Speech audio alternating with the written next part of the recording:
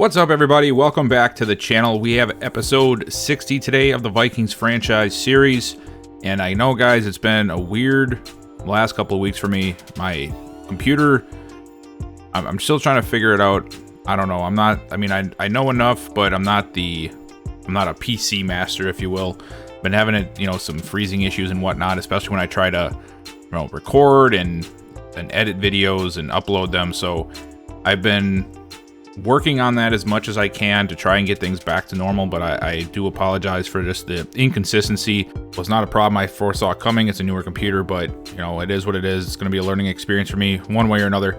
But anyway, we are back here, and we are in week 5. We are sitting at 3-1. There's a reason I simmed the last couple of games, and that reason is I decided to bring back practice injuries and giving a little bit more freedom to the rest of the teams now that it's been a few years since we have started this franchise. I'm not going to be doing their re-signings anymore. I'm not going to be doing much aside from just drafting to make sure they don't draft stupidly.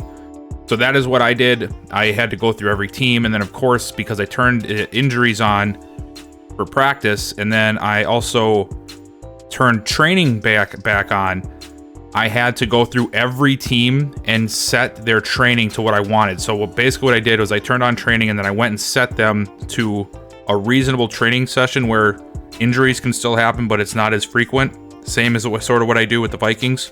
So now we should be seeing a little bit more injuries happening and games where other players will have to step up for us as well. I want to see more of that. We don't see enough of that, in my opinion. So I really wanted to be able to bring forth more variety and more storylines when it comes to injuries. And because of that, I had to sim a couple of weeks to make sure everything was working properly. And it just worked out because, as you guys know from last video, I really wanted to watch the Jaguars game. It's one of the up-and-coming teams in the AFC conference. So I just simmed the last couple. We did win both of them. I'll do a recap on both of those games for you guys as well. And then I do have a couple of announcements to make because there was another round of irrational retirements, if I remember correctly. So in week 3, we ended up bouncing back after our loss to the Bills and beat the Carolina Panthers pretty good. 49-28 was the final score. In that game, Tyrone Bullard was just phenomenal. 4 touchdowns, 0 interceptions, 139.4 passer rating, 274 yards. Our defense really stepped up to the plate. Sam Darnold had 4 interceptions on the day, not even hitting an 80 passer rating. Glover didn't have the best day, but he did have 2 touchdowns. 1 also went to Oscar Pitts. Timmy Peoples had a pretty decent day, 7 catches, 84 yards. And then Kenny Williams, 5 for 61. Defensively, Jeremy Chin had 2 interceptions. Nazir Ward had 1, and then also Cam Dantzler had 1 as well for our 4 on the day. So it was a really good performance by our defense in that one. We didn't have many sacks. It was 3 for Carolina and 2 for us, it looks like.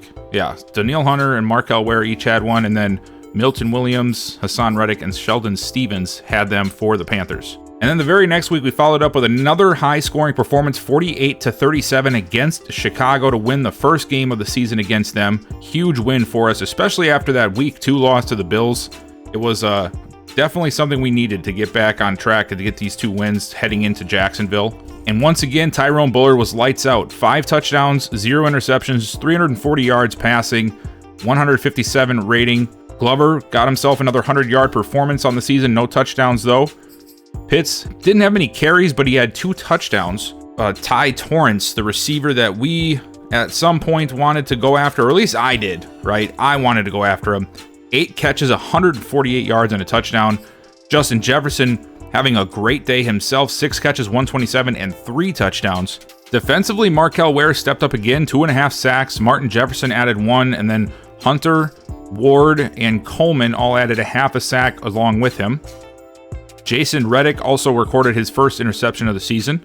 And neither of these games, I didn't watch either of them. I just simmed them, which is probably why it seems so crazy, like more different than what we normally see.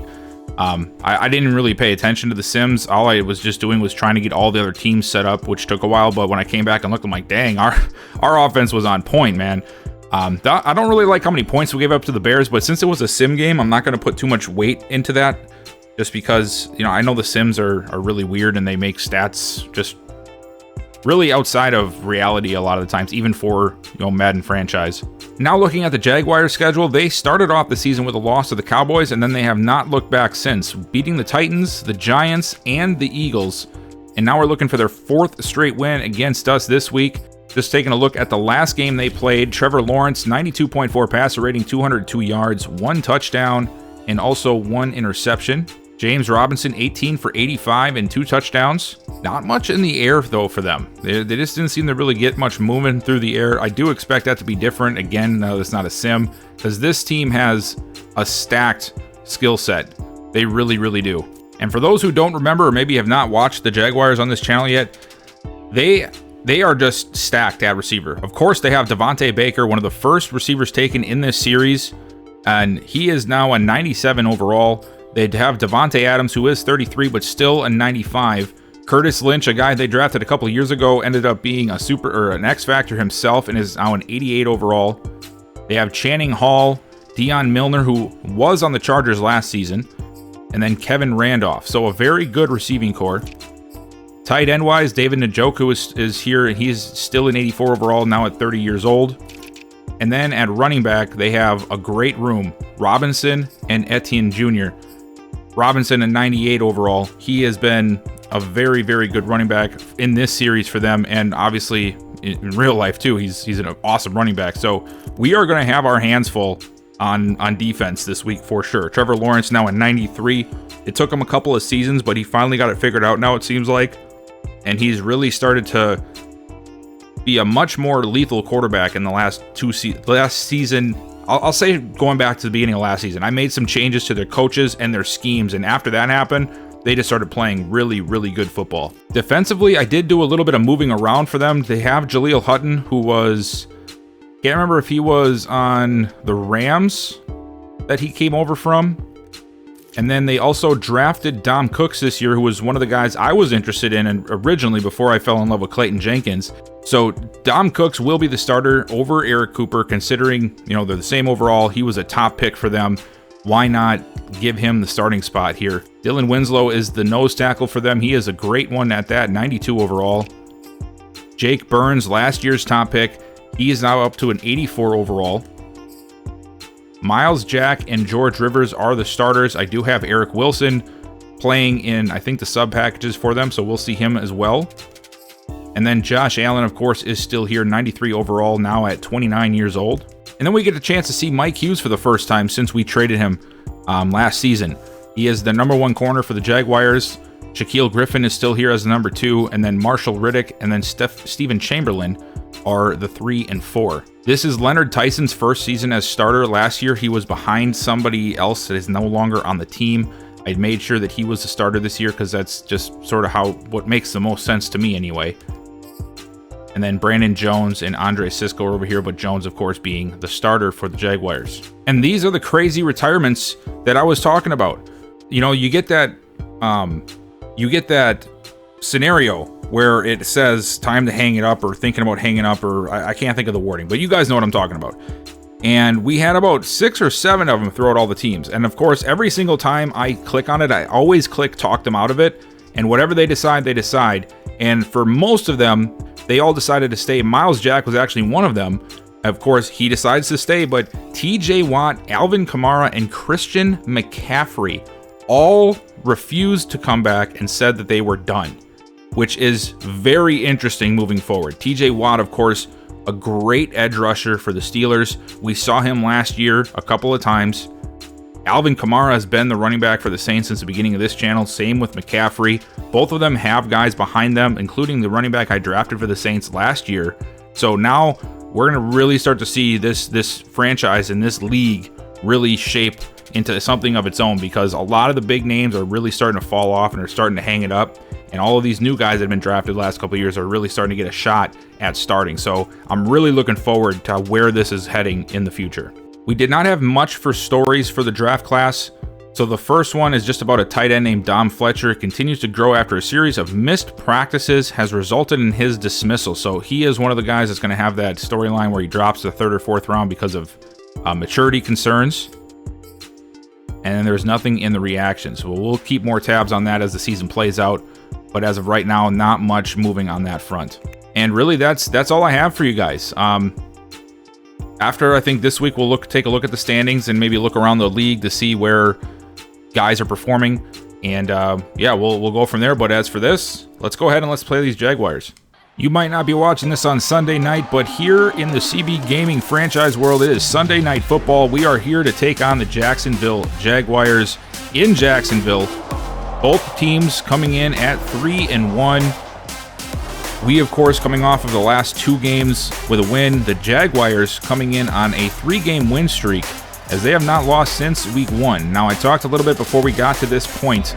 This is going to be a very big game for our defense. Of course, Tyrone Bullard is going to have to play well, but the defense is where it's going to matter, because this offense is stacked. Trevor Lawrence, James Robinson, Devontae Baker, Devontae Adams, Curtis Lynch in the slot. They have a great core of players that we are going to have to be on our toes about from beginning to end. And there's Byron Leftwich, the coach of the Jaguars, and myself. And we're ready for kickoff, guys. We get to kick things off on offense today. Tyrone Bullard, the last 2 weeks, throwing 9 touchdowns and no interceptions. Of course, those 3 all coming from week 2 against the Bills. He has bounced back very, very well. Can he continue that now that we're watching the games again? Because we all know them Sims are something else, man. So let's see. 1st and 10. We're going to start off with the ball in shotgun formation. And it's going to go straight to Oscar Pitts, who has a beautiful lane off the right side, finding his way up to the 40-yard line for a 15-yard run. Great way to start off on the ground. Nice to see Pitts getting involved early. That is one of the things that I'm trying to get more balanced. You know, I love Glover, but I want that power to be coming in more than just 3-4 times a game. Now a pass here on 1st down, and Buller's going to get sacked right away. It's Josh Allen coming off the edge, working against Darisaw, and he runs right into Josh Allen. Not a good way to start off that series. And now we're going to find ourselves all the way back to 31, 2nd and 19. Quick drop. Got to get rid of it here. Bullard finally fires, and he's got Jefferson open down to out to midfield. And that's going to be close enough for a first, but not quite. 3rd and inches now. Great job by Bullard on that play. A handoff to Glover, and he gets the 1st down and more. Getting through the first wave of defenders down to the 40 for a pickup of 10. So 3 really good plays and then 1 really bad play. And now we're going to spread them out here. 4 wide. Glover in the backfield. We're going to go back to Glover, and he's got another nice lane, and he's going to get out to the 31. Fans are not happy with the way this first series has gone so far. I am, though. That's for sure. 2nd and 1. Pitts lines up in the I formation, and we're going to run it again, and this time he is not so lucky. Great job by the defenders getting through and tripping him up at the 31. No gain. Another 3rd and short here for us. Bullard, blitz is coming. Picked up, and no! Glover cannot pick him up. He just tries to trip him up, and Chamberlain ends up getting the blitz and pushing us back to the 39-yard line, which means we're going to end up having to try a long field goal here on the opening drive. 56 yards. I'm not really excited about this. Wallace has it up. He's got the leg, and he's got it. It's good. 56-yard attempt from David Wallace, and we are going to take a 3-0 lead to close out the opening drive. And now out comes Trevor Lawrence and the Jacksonville offense. 8 touchdowns and 1 interception. I do not expect them to be this easy through the air. Again, with them Sims, you know, they're very, very weird. So it's tough to even pinpoint what these teams are going to do to us until we actually face them. Let's see what we do here. 1st and 10. They'll start at the 26-yard line, single back with Robinson. He takes it up the middle, and he is met right away by Dion Lewis. And Baker's in motion, and it's another handoff to Robinson, and Robinson is tripped up at the 30 by Whitehead, who is returned from injury now. And it's going to bring up 3rd and 6 here. Lawrence going to drop back for the first time, steps up, finds an open Adams underneath, and Adams out to the 42-yard line, and oh boy, Curtis Lynch hurt on the play. That is the slot receiver for them, one of their X factors. Let's see, what is he going to do? And he is going to the locker room. That is a big blow to that offense. Can't say I'm exactly upset about it, considering, you know, that's just one less guy we have to worry about, but you hate to see that. 1st and 10 now from the 42. They're going to go back this time to Etienne, and he is met right away. Devontae Coleman. Coleman has been really good in the run game. He's got that superstar, and he's got the inside stuff, so it's been really tough for a lot of teams to run against us. Lawrence going to opt for the air this time, stepping up, and throws it short, and oh, a nice turnaround there by Etienne, all the way down to the 41-yard line. I thought he was going to go out of bounds, but keeps his feet and then takes off, and he'll end up getting 18 yards on the play. Offset eye here, handoff to Robinson, who gets caught up, breaks one, and still brought down, gain of 1 on the play. Nice job. 2nd down, Lawrence going to throw it. Finding somebody open, and it's Etienne again, down inside the 20. Mark him down at the 14-yard line, and he has been an animal for them so far in this opening series. He's pretty much another wide receiver out there, and when he gets matched up against our linebackers, it is just too hard for them to keep up. Another quick pass from Lawrence outside to Njoku, who's down at the 10-yard line. 3 split out to the left, Njoku to the right. Lawrence going to throw it again. Steps up, goes to the end zone, and it's incomplete. Cam Curl working against Davante Adams, and he ends up getting the pass breakup to force 3rd down. And now Adams is down working against Dantzler. And Baker's up against Jenkins here. Cam, goes, and he's got him, but not a first. Back out on offense here, now tied up 3-all after the field goal from Jacksonville. And we're going to go right back to Glover, and Miles Jack does a great job of closing off that gap and brings him down after just a gain of 3. Bullard scanning the field, lets it go short, caught and out of bounds. No, they're going to say incomplete, which it did look incomplete. So 3rd down and 7 to go. We're going to go single back. Blitz is coming. Bullard lets it go down the sideline, and he's got Kevin. What did he do there? I don't know what he did there, but either way, he makes the catch, and it looked like he thought he was out of bounds or something, but Williams makes the catch for 18, and we are going to move the chains. Nice job there working the sidelines, keeping his feet in bounds. Fresh set of downs for us at the 37. Bullard fires over the middle. Timmy Peoples makes the catch. Empty set here for us. Bullard lets it go quickly, and it's intercepted. A diving interception by none other than Mike Hughes. He was good for that against us when he was with us, always jumping them corner routes. And he does it here for the Jaguars against his former team. Looked like he was looking for Jason Johnson downfield, and just Mike Hughes does a great job of reading the comeback routes. That's never was an issue with him for us. It was always the deep ball. Man, what a way. What a way for him to come back and play his old team, to get an interception against us. What a punk. 1st and 10 now. Robinson takes the handoff, and he finds his way out to midfield. A nice carry there. Best one of the day. Lawrence stepping up. Lets it go over the middle. Wide open.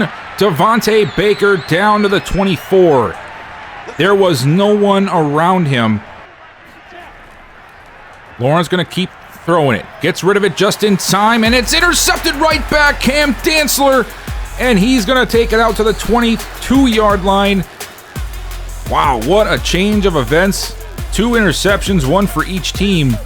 Mike Hughes gets it first, and then Cam Dantzler says, I can do that too. Coleman with the pressure. You have to wonder if that might have helped Dantzler with that interception, as it looked like he was a little off target for where Channing Hall was standing. And now a 1st down, and we're going to come out in a I formation. Hand off to Pitts. Pitts running over 1, and then brought down over just a yard. Glover is in motion. Bullard lets it go over the middle, and he's got Jefferson, who slips free and is out to the 42. Another nice quick throw there. Coming to the end of the 1st quarter here, we're going to throw it again. Another quick throw and another interception. Are you kidding me? Mike Hughes does it again. That time he's working against Deontay Richards, and Bullard has got to remember that Hughes is good at one thing, and that is cutting off those short routes. Anytime those comebacks go his way, he's always been a guy that knows how to make a play on the ball. Jacksonville closing in on the red zone here at the 23. Lawrence fires to the end zone, and it is caught by Baker over the head of the rookie Clayton Jenkins. Just a one-on-one, and Baker beats him easy for the touchdown. Here we go, first drive of the second half for us. We're down still by 7. We're going to hand it off to Glover, who gets a nice little lane there that's closed quickly by Eric Wilson. Now Bullard going to opt to throw it on this one. A short throw outside, caught. Beautiful play by Timmy Peoples. And actually go for a pretty good gain. 1st and 10. Another handoff for Glover, who gets outside and tries to make a move, but he's brought down at the 32. A nice run of 5 on 1st down. Now Bullard going to throw it again. Over the middle, caught by Peoples. I didn't know who was caught. I thought Jefferson caught it, but then they sort of crossed at the same exact time. Peoples ends up coming up with it, and he'll get down to the 18-yard line. Hand off to Pitts. Pitts working his way through traffic, breaking free from 1 down to the 12. Now 2nd and 4, and he's going to stay checked in. Let's see if we go back on the ground to him. We do, and this time the defense is ready. Sort of some indecisive moments there, I think, may have caused that no gain. He could have maybe gotten a yard or two if he would have stuck to one hole, but 3rd and 4 coming up. Bullard back to pass now. Bullard going to throw it away. Oh, my God. We are having a rough day. Here we go. 1st and 10. Pistol formation for us to open up this drive. And we're going to go, no, a play action. And no, it's a run to, wow. Look, oh, my God, a stiff arm. I don't know what Bullard pulled out of his hat for that play right there, but I'm happy. He just took off for about 20 yards and then stiff-armed the crap out of that defender. I don't know who that was. Are they going to show us a replay on that? Let's see. Here it is. Let's see. He's got a safety coming down. Boom!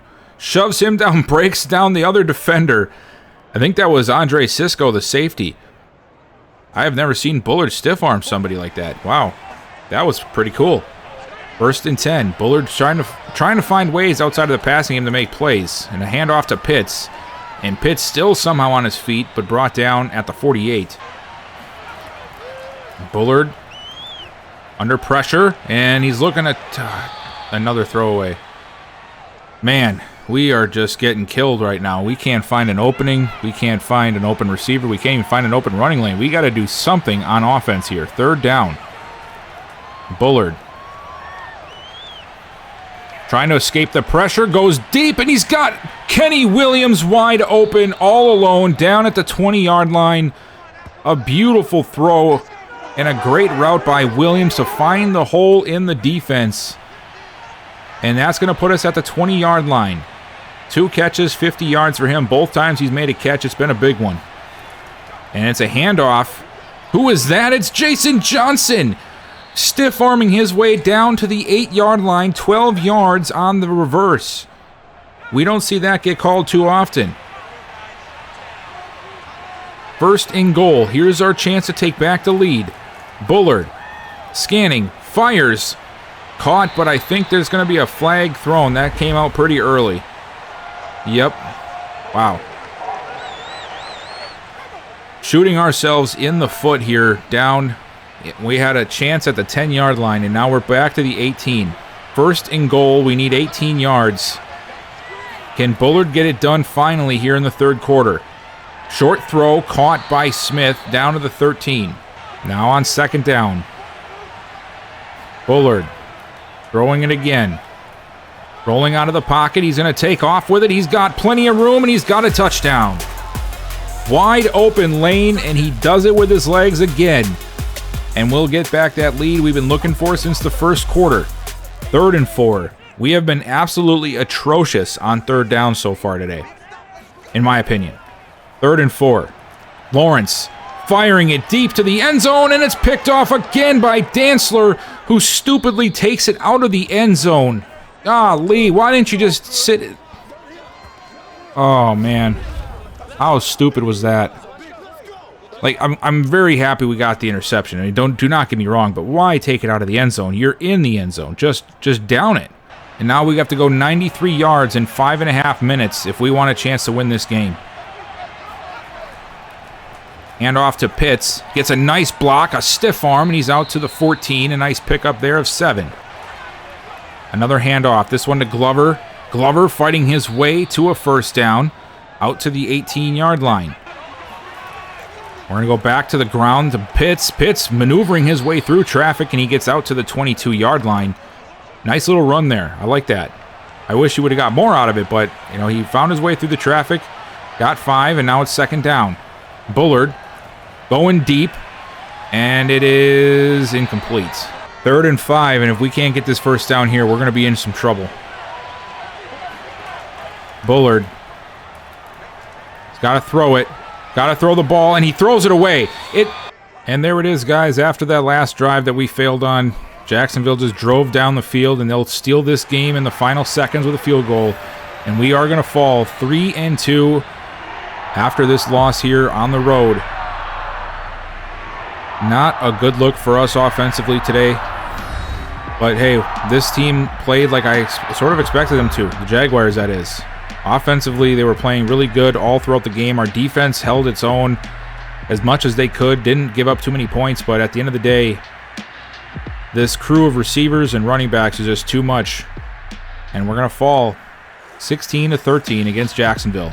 After that loss, we fall to 3-2. We are still in the lead in the NFC North. We'll see what happens after the advance, but at worst, the Lions can tie us, and we face them next week. So, a rough outing once again. Bullard, you know, like I said in the last video for the title, I said sophomore slump. It seems like we might be seeing that out of him. You know, we're not seeing the same guy that we saw last year, and I haven't changed anything. You know, the schemes are the same, the playbooks are the same, everything is the same. The only difference is it's a different season. So we'll see what happens going forward, but there has definitely been a shift in how Bullard has played for us in the last couple of weeks, and we're going to have to figure it out. We're now 3-2. We're close to falling to 500, which I really don't want to do, especially after coming off of a Super Bowl victory. Next week, we got the Lions. Hopefully we can get back on the right foot there. Let's go ahead and let's sim to that week so we can see what we're going to be dealing with. They did lose that game, so we still hold on to the NFC North by a game or two, which makes this game not as important, but it is still a division game, and we are not doing the best. We need to get back on the right side of things, so this will be a game that we end up seeing. And now we have some more guys available for re-signing here, and there's one that I definitely want to do, and that is Antoine Glover. We gotta keep him. This is what I'm going to offer him. I'm going to offer him 5 years, $58.8 million. I think that's a pretty fair deal for a really high overall young running back. You know, I mean, he's not even a, you know, superstar or nothing like that, and I'm still giving him a good payday, so we're going to go ahead and offer him this. We know he's going to take it, of course. There we go. Okay, so Glover has been re-signed. Then we gotta sign his running partner here. So we get Walden back. Martin Jefferson is also ready to re-sign, and we got to bring him back. That's for sure. He is a big-time playmaker. He's going to want big-time money. Here we go. 3 years, $55 million for Martin Jefferson. And, of course, he's going to take that. We still have a lot of guys to re-sign yet. Maybe not the overall, you know, like the high-end overall guys, but there is still a good portion of them here. We got Pitts, McElroy, Alexander, Coleman, Reddick, Rutherford, Menical, Johnson, Page, Harrison, Richards, Weatherspoon, McGovern, Marion, Price. Got like half of our team is up for re-sign this year. And Irv Smith. Can't forget Irv Smith. And right now we're down to 59 million for all those players. But that's where we're going to end this video. We did a couple of re-signs. We fall to the Jaguars. Now, next time we're out here, we'll end up taking on the Detroit Lions and hopefully get back on the right side of things. I appreciate you guys for watching. Please make sure you like and subscribe if you have not already. And then leave me a comment. What do you think? Do you think that you think Bullard's in a slump right now? Are we going to see this for the rest of the season? I mean, we just traded away Hopkins, and now all of a sudden he's falling down the board. So I don't know, guys. But let me know what you guys think about that, and I'll see you guys next time.